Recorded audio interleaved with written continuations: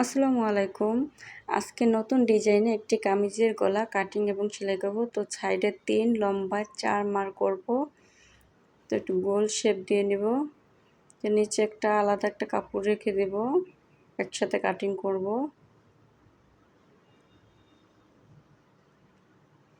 তো কুচি দেওয়ার জন্য একটা কাপড় নিয়ে নিয়েছি। তো এটা সাইডে সেলাই করব না, এটা সাইডে পার্ট দেওয়া আছে। 1 ইঞ্চি সাইডে এবং লম্বায় 2.5 ইঞ্চি দিয়েছি। তো গোল শেপটা 4 ইঞ্চি দিয়েছি, আর এটা হচ্ছে 2.5 ইঞ্চি, মোট 6.5 ইঞ্চি হবে গলা।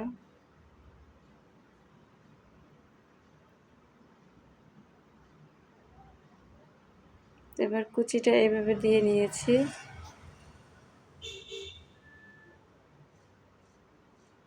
উপরের পাটটা এইভাবে দাগ দিয়ে নিয়েছি। এখন দাগ অনুযায়ী ভিতরে একটা ফিতা দিয়ে তারপরে সেলাই করে নেব। ফিতাটা কিভাবে দিয়েছি একটু দেখে নেবেন ভালোভাবে। এবার একটু কুচা করে কেটে নেব, তাহলে গলাটা বটে আসবে না। গলাটা এবার উল্টিয়ে নেব, উল্টিয়ে একটা চাপ সেলাই দেব। তো ছুটিয়ে আবার এই কুচির উপরে একটা চাপ সেলাই দেব। তো গলাটি রেডি হয়ে গেছে। ভালো থাকবেন। আসসালামু আলাইকুম।